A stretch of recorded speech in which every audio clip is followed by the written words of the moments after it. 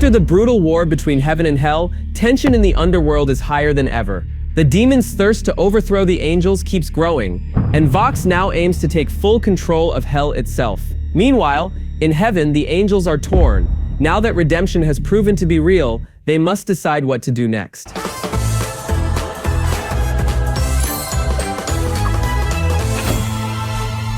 The episode kicks off with a huge celebration in hell after their recent victory over the angels. On the news, Katie wastes no time reporting the story, however. Despite all the buzz, Charlie refuses to give any interviews. At the Hazbin Hotel, everything has changed for the better. What used to be a broken, lifeless place is now bursting with energy. Rooms are full and long lines of demons wait outside, eager to join Charlie's cause. The rest of the hotel crew is doing their part, well, sort of. Husk, Angel, and Sherry help out in their own ways, though not everyone's contribution is exactly useful. Angel, who hadn't really lifted a finger until now, decides to use his fame as an adult film star to promote the hotel and invites all his fans to stay there. And, well, of course that kind of publicity worked like a charm. Husk asks Cherry to pitch in too, but she flat out refuses.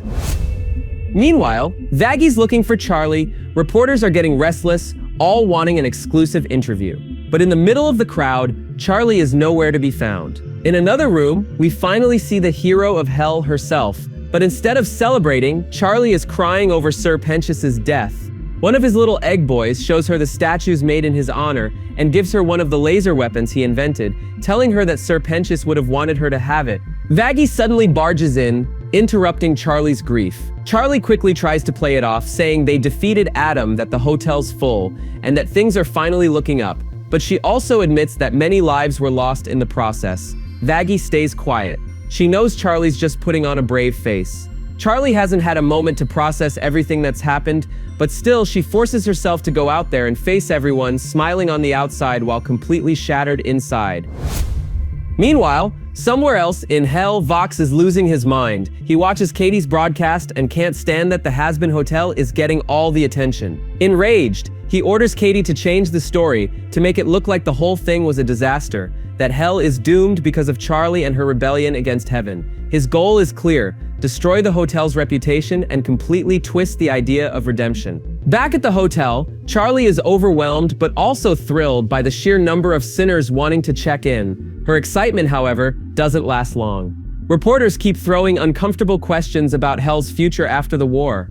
Then, through the crowd, a new face appears: Baxter, a quirky scientist who also wants a room. Charlie's eyes light up. There's something about him that reminds her of Sir Pentious. Maybe it's that same spark for invention. Without even realizing it, Charlie might be trying to fill the void Pentious left behind. Baxter makes it clear right away, he's not looking for redemption. All he wants is to test one of his theories to prove that Charlie's redemption project is doomed to fail. But as always, Charlie's kindness wins out, and she welcomes him with open arms anyway. Hell, however, is now divided. On one side, there's Charlie, dreaming of peace and a second chance for those willing to change. On the other, there's Vox, offering fame, luxury, and indulgence. A short-lived life, but an irresistible one. Many of the hotel's new guests aren't there to change at all. They've come to enlist in what's basically an anti-angel army.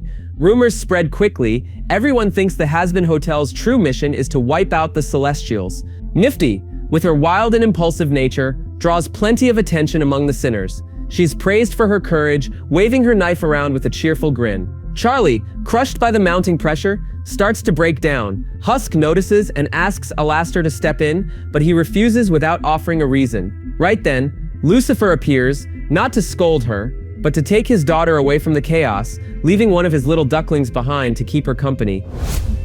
Elsewhere in hell, Vox meets with Velvet and Valentino to reveal his latest scheme. He plans to take advantage of the chaos and excitement after the revelation that angels can die. His plan is simple and dangerous: use hell's newfound fervor and the Hazbin Hotel's popularity to spark a new rebellion against heaven. But this time, without Charlie. He and his partners want to crown themselves as the true leaders of the uprising. Charlie thanks her father for pulling her out of that madness. She admits she doesn't yet understand how he manages to stay so calm under pressure. Lucifer, ever the jester, just shrugs and says, "Well, it helps that Sif got almost a whole room full of ducklings." Lucifer knows the weight his daughter carries. He's aware she lost her old hotel, and worse, one of her closest friends in the war against the angels. The two share a bittersweet moment filled with quiet emotion. If her mother were still around, Lucifer says softly, she'd know exactly what to do. She had a will of iron, but it's been 8 years since she left. Still, Lucifer tries to lift her spirits. He assures her that everything will turn out fine, and somehow, those simple words give Charlie a moment of peace. Later, Charlie decides to reach out to her mother. She tells her everything: the chaos at the hotel, the turmoil in hell, and how she's reconnected with her father. Her voice trembles as she asks her mom to call her back. She just wants to talk because she's never felt so lonely or so lost. Back at the Hazbin hotel, Vaggie confides that she wants to change her name. After all, it was Adam who gave it to her. It's not an easy decision, but she's ready to let go of that part of her past. That's when Charlie walks in. But this time, she's different, stronger, more determined. Standing before everyone, she declares that anyone who doesn't truly want redemption is free to leave. No hesitation, no second chances. Unsurprisingly, most of them walk out right away. They were never in it for change, just for the perks. The only one who stays is Baxter, but not out of faith. He stays because he wants to witness Charlie's redemption project fail with his own eyes.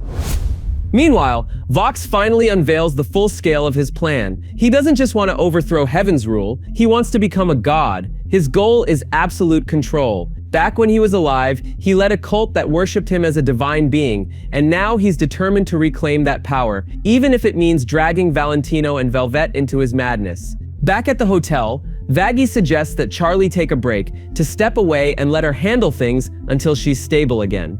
This time Charlie agrees, and thank goodness she does, because things are about to get much worse. On TV, the news has twisted everything she's done exactly as Vox planned. Charlie's reputation plummets. Vaggie tries to comfort her, reminding her that she's in charge now, but once Charlie's alone, she gets an unexpected visit from Emily with news straight from heaven. The gates will be sealed, out of fear of another attack from hell. And that's not all. Emily tells her something that leaves her speechless. Sir Pentious has redeemed himself. He's now living in heaven. Emily congratulates her, saying this proves the hotel really works. But instead of feeling joy, Charlie freezes. Her mind can't keep up. The emotions, the chaos, the sudden shift from grief to shock. And once again, she breaks down completely, consumed by panic and despair. In heaven, Sir Pentious isn't exactly having a good time. He's being judged for a rather strange crime, arriving in heaven at all. The meeting isn't meant to punish him, though it's to figure out how a demon managed to enter such a sacred place. Up until now, Sarah and Adam had always insisted that redemption didn't exist, that it was impossible for a soul from hell to ever reach paradise. But Pentious's presence has shattered that belief.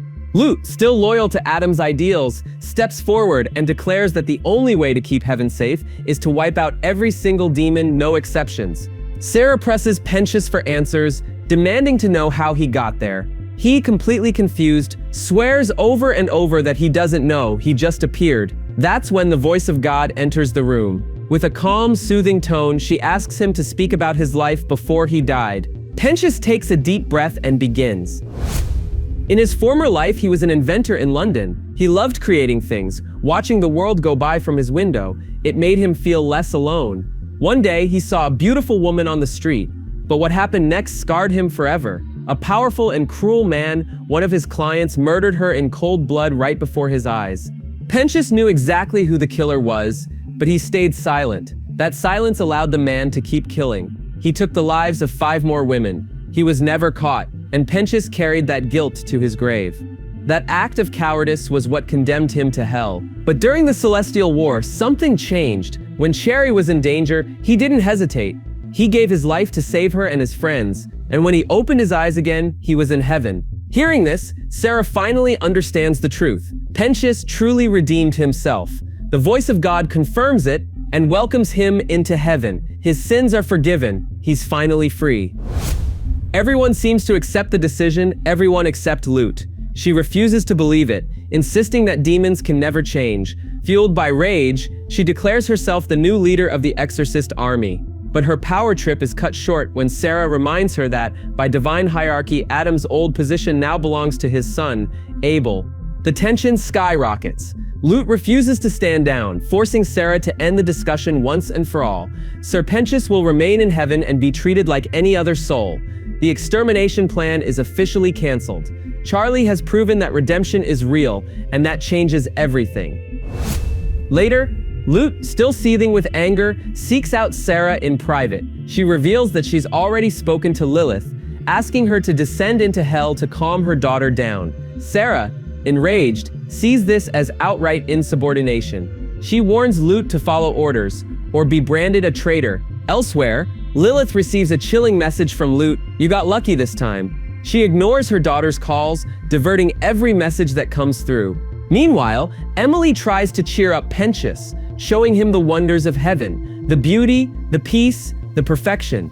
But he doesn't feel at home. Everything around him is too pure, too quiet. He worries about his friends and longs to see them again, though Emily assures him they're fine. Still, the adjustment is unbearable. Secretly, he starts searching for a way to return to hell, only to realize it's impossible. Surrounded by so much light and kindness, he begins to feel something deeply unsettling, a desire to die again. Sarah, on the other hand, is drowning in guilt. She can't stop thinking about the massacre she caused by refusing to believe in redemption. The voice of God tries to comfort her, reminding her that no one can see the light until they're truly willing to open their eyes, and now Sarah must follow that light herself. But Lut, she's the one spiraling the fastest. Rage has completely consumed her. In her mind, she sees Adam not alive, but as a shadow that haunts her every step. His arrogant voice echoes inside her head, telling her that she's in charge now, and that it's her duty to plan a new assault to destroy hell once and for all. Sarah calls an urgent meeting with Saint Peter and Abel. She needs to decide what to do about hell's current state, but neither of them offers much help. Abel, true to his gentle nature, admits he hates conflict. Peter just shrugs and reminds her his only job is guarding the gate. In the end, they leave the decision entirely to Sarah. Meanwhile, Sir Pentious tries to recreate his little egg minions, the ones that followed him even through hell itself. Emily, touched by his effort, decides to help. Together, they mold new, tiny creatures that look almost identical to the originals. No one knows why the real ones didn't make it to heaven, maybe because no one truly understands how souls arrive there at all. For Pentious, it doesn't matter. Seeing them again brings a genuine smile to his face. For the first time since his arrival, he feels whole. But peace doesn't last long. Lut, consumed by fury and haunted by Adam's voice in her head, makes her final choice. She'll be the one to punish hell. Personally, one by one, she'll wipe out every demon until none remain. Sarah, after much contemplation, makes a drastic move of her own. She decides to seal heaven completely. From that moment on, no soul will enter or leave. Without going through an intense celestial protocol, heaven is officially closed.